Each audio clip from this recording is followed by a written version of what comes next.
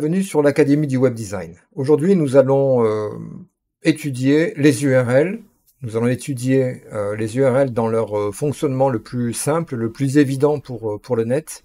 Et nous allons également voir comment les utiliser dans les menus de WordPress. Alors c'est quelque chose qu'il faut vraiment maîtriser. Bien comprendre les URL, c'est bien comprendre le fonctionnement d'un site internet. Donc on se retrouve tout de suite sur le back-office de mon site et on va déjà mettre en place la définition. Qu'est-ce qu'une URL? Donc on va sur wikipedia.com, enfin .org plutôt, et là on voit que URL signifie Uniform Resource Identifier. Alors en français, identificateur universel de ressources.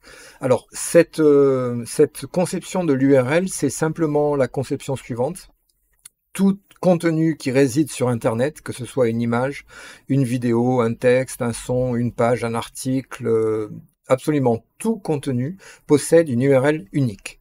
Cette URL est constituée de plusieurs parties. Alors elle est constituée notamment du nom de domaine, de l'extension du nom de domaine et ensuite de la localisation sur le serveur, à savoir après le slash, le sous-dossier ou le sous-dossier dans lequel réside cette URL. Donc finalement l'URL c'est l'adresse physique finalement d'un contenu, donc d'une page, d'une image, d'une vidéo, etc. Alors ces URL sont fondamentales pour le fonctionnement de l'hypertexte, c'est-à-dire le fonctionnement de la liaison de tous les éléments qui sont en ligne les uns avec les autres.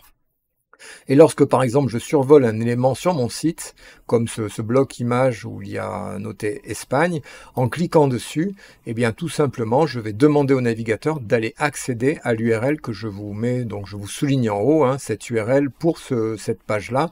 C'est donc carbonel-media.com/academy/pays/Espagne. Donc je ne peux pas avoir deux contenus différents qui aient cette URL-là. C'est forcément une URL, c'est un contenu qui est unique. Alors dans WordPress, le fonctionnement de l'URL est le suivant.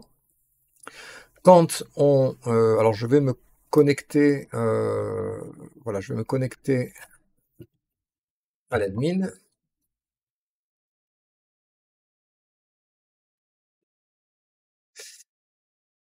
Voilà, donc je me connecte à l'admin. Donc l'administration est finalement un point d'entrée vers tous les matériels qui sont stockés sur mon installation WordPress, à savoir les médias se retrouvent dans la catégorie médias ici, les articles ici et les pages ici. Donc quand je vais voir les médias, chaque fois que je vais ajouter un élément à ma bibliothèque média, comme par exemple une photo, c'est des photos qui viennent de Unsplash, eh bien on va avoir également accès à l'URL de ce média. Donc l'URL ici on voit c'est https caronet-media.com/academy/wp-contents/uploads. Donc ça c'est un répertoire, un sous-répertoire sur le serveur. Ensuite 2022, la date, avril, et le nom de l'image qui a été copié dans ce sous-répertoire. Donc tout ce qu'on téléverse dans WordPress va aller sur le disque du serveur dans un sous-répertoire du sous-dossier Uploads, c'est-à-dire téléchargement. C'est-à-dire que si je copie cette adresse-là, je la copie et que je vais ouvrir donc un nouvel onglet à côté, je la colle. Vous allez voir qu'on va avoir, voilà, l'image, c'est vraiment l'adresse unique de l'image sur mon serveur. Donc c'est un moyen de récupérer l'adresse, et pour chacun des médias qui se trouvent dans mon installation WordPress, on va avoir, alors le nom du fichier est ici, et le chemin complet vers l'image, en l'occurrence, se retrouve ici. Vous voyez, on a donc après 04/17CAC745, c'est bien ce nom qu'on va retrouver ici. Alors, ça veut dire que lorsque je crée une page, par exemple, ça c'est la page d'accueil, eh bien, elle a une URL, la page d'accueil. Alors, la page d'accueil est typiquement une page un peu particulière, puisque l'URL de la page d'accueil, c'est le nom de domaine. Donc là, effectivement, j'ai caronet-media.com/academy, ça c'est mon serveur, et donc c'est la page d'accueil, mais si je vais sur une autre page, comme par exemple la page blog, je vais voir que là, je vais avoir donc une identification unique également. Alors, ce qu'il faut comprendre, c'est que chaque fois que je vais créer une page sur mon site, il va également être créé l'URL de cette page. Alors, quand est-ce que l'URL est créée? Eh bien, quand je crée la page. Donc, si je rajoute une nouvelle page, par exemple, pour l'instant, donc pour l'instant, il n'y a pas d'URL, donc je vais choisir nouvelle page, je vais l'appeler par exemple, nouvelle page. Je n'ai pas d'URL, mais dès que je vais faire publier, et publier, voilà, ça y est. L'URL a été créée, donc on peut même la copier, elle est ici, hein, copier. Et c'est donc l'adresse pour accéder avec un navigateur à cette page-là. Donc si je retourne dans mon petit table d'à côté, je vais coller cette adresse-là, nouvelle page, et on va avoir une page qui est vide pour l'instant, mais qui s'appelle nouvelle page. Donc c'est très important de comprendre que l'URL est créée au premier enregistrement pour tout ce qui concerne les pages et les articles. Alors, qu'est-ce qu'on peut faire avec une URL? Alors, globalement, c'est un moyen de navigation pour pouvoir aller d'un endroit du net à un autre, que ce soit sur le même serveur, sur votre même site, ou d'un site à un autre site. Voilà, tout est envisageable. Alors, on va utiliser les URL principalement avec les menus et les boutons. Alors, on va commencer à voir les menus pour comprendre comment ils marchent, et vous allez voir, c'est relativement simple si on prend ça si on essaye de comprendre ça de la manière d'avoir une démarche qui soit orientée vers la simplicité. On a donc d'un côté des pages qui contiennent donc des éléments, hein, qui contiennent des images, des textes, etc. D'un autre côté, on a des articles. Hein. Alors là, j'ai créé un certain nombre d'articles sur ce site-là, voilà, sur mon site. On a des médias. Et comme tous ces éléments-là ont des URL, eh bien, on peut les mettre dans des menus. Donc, un menu, c'est quoi, finalement? Alors, on accède au menu dans Apparence, ici, Menu. Ben, finalement, un menu, c'est deux éléments. C'est, premièrement, un texte à afficher, et deuxièmement, une URL. Voilà, si vous comprenez ça, vous avez compris comment marchent les menus. Donc, globalement, ça veut dire que lorsque je crée... Alors, je vais créer un nouveau menu ici. Je crée un nouveau menu dans mon installation WordPress. Je l'appelle mon menu principal, par exemple, je donne un nom, et ensuite je crée le menu. Et bien à partir de maintenant, voilà, le menu est créé, il n'y a plus qu'alors c'est marqué dessus, hein, à ajouter des éléments de menu depuis la colonne de gauche. Alors, dans la colonne de gauche, on va trouver tout ce qu'on peut rajouter dans un menu, c'est-à-dire tout ce qui possède une URL. On a les pages, donc là on va avoir tous les pages de mon site qu'on peut ajouter à mon menu. On va avoir tous les articles de mon site, tous les articles. Et puis, on va avoir d'autres contenus suivant les extensions qu'on a activées. On va avoir voilà, des contenus personnalisés, on va avoir des catégories du blog hein, qui sont accessibles aussi. On peut mettre la catégorie dans le menu aussi. Alors, comment est-ce qu'on rajoute ces éléments dans le menu? Simplement en cochant les éléments que l'on souhaite rajouter. Par exemple, là, je vais faire un menu avec la page d'accueil, la page du blog, et puis c'est tout. Voilà, et là, une nouvelle page qu'on vient de créer. Donc, je les sélectionne, je les coche, je les ajoute au menu. Et voilà, elles apparaissent sur la partie droite de l'écran. Et là, donc, on va pouvoir agencer les différents éléments du menu.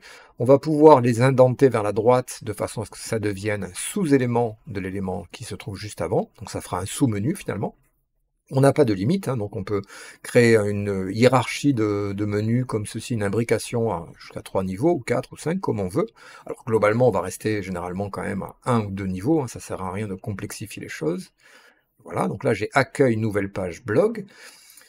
Alors ensuite, en plus des pages et des articles, on va trouver les menus personnalisés. Imaginons que je souhaite avoir dans mon menu un lien qui me renvoie vers le site google.fr. Voilà, je veux avoir un lien qui me renvoie vers cette page-là. Comment faire? Alors évidemment, on comprend que ce n'est pas une page, ce n'est pas un article. Eh bien, c'est quelque chose que vous avez aussi dans votre installation WordPress par défaut, ça s'appelle un lien personnalisé. Et quand on comprend comment marche un lien personnalisé, on comprend comment marche un lien tout court. Puisque là, finalement, quand j'ai mis la page d'accueil dans mon menu, ici j'ai accueil, quand j'ouvre ici l'onglet, eh bien en fait, j'ai un titre de la navigation, c'est ce qui va s'afficher sur mon site.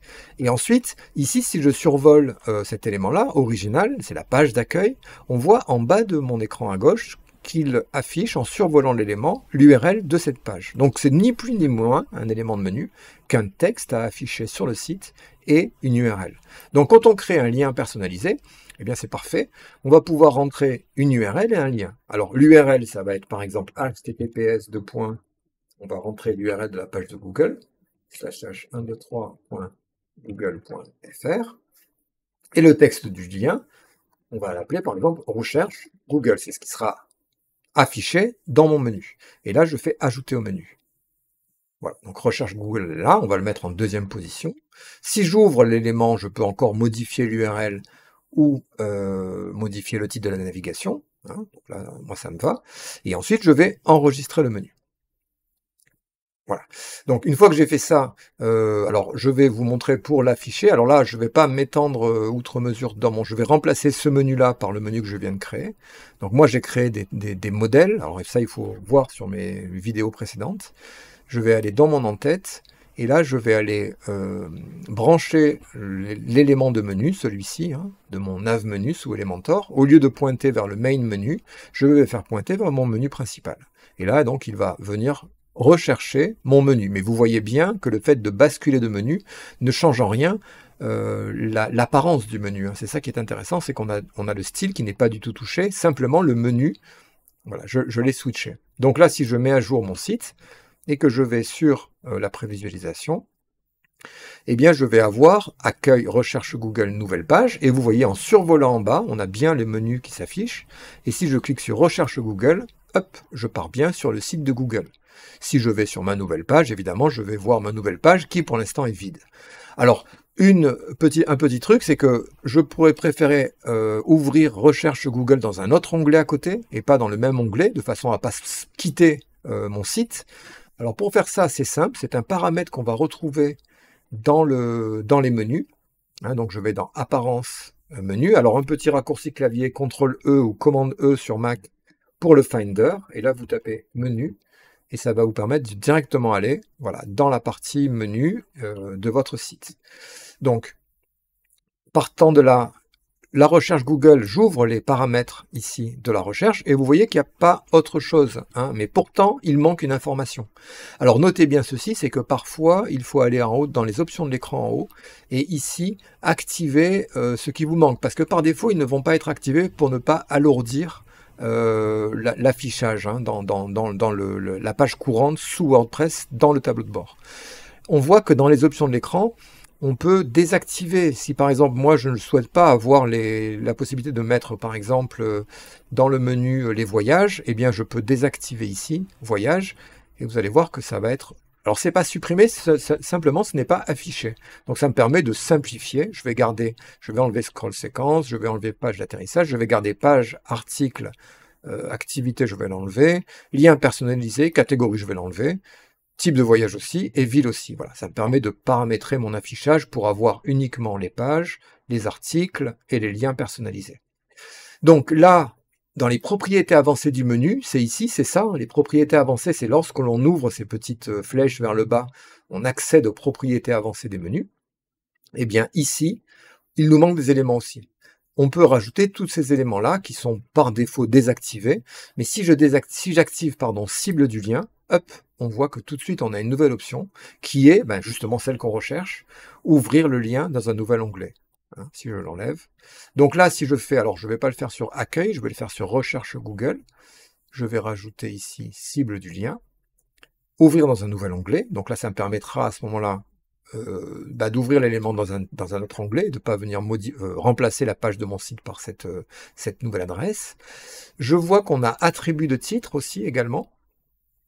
On a d'autres, alors qui sont plus intéressantes quand on fait un peu de CSS, on peut mettre une classe à son élément de menu.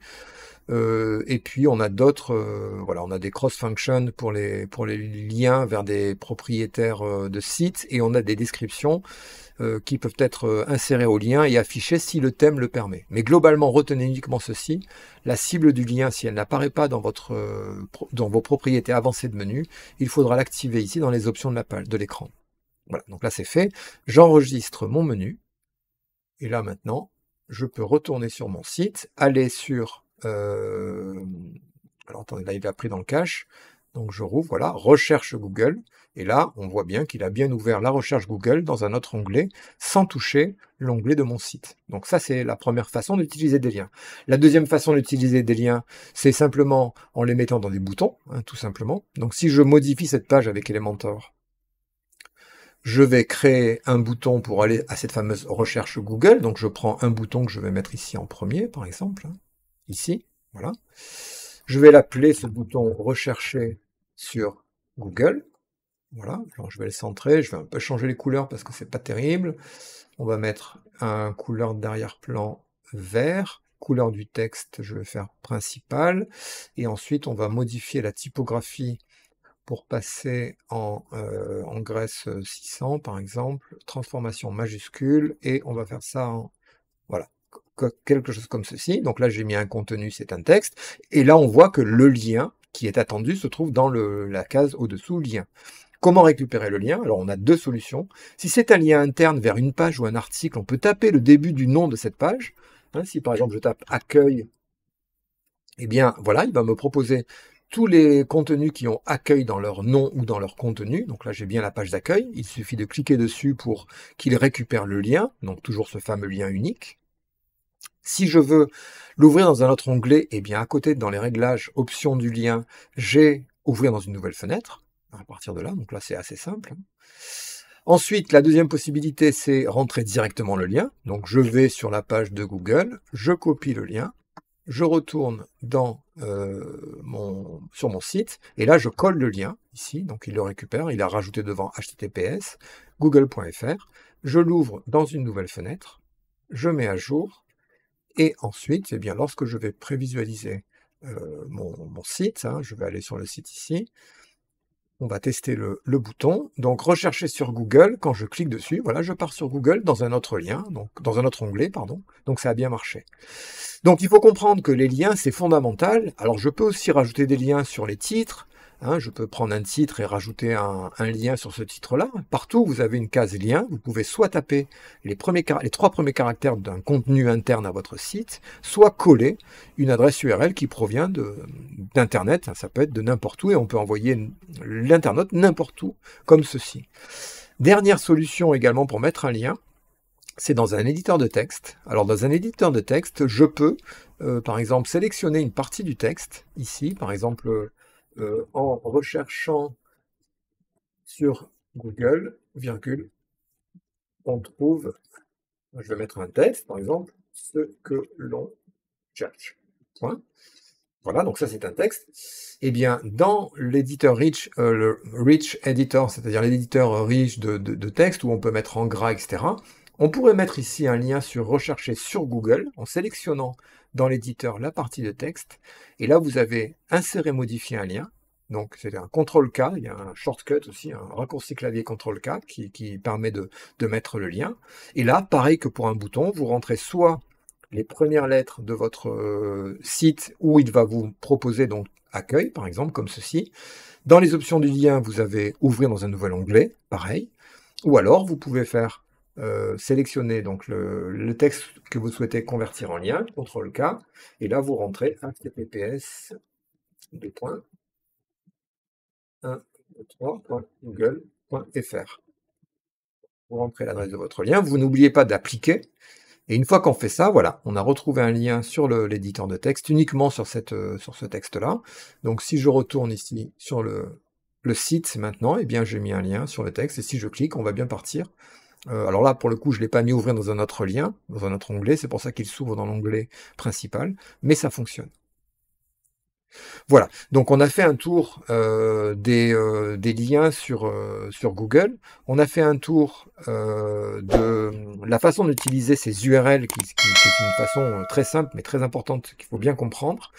Si vous avez des questions, n'hésitez pas en commentaire à me les poser. Je vous remercie pour votre attention et je vous dis à bientôt pour un nouveau tutoriel.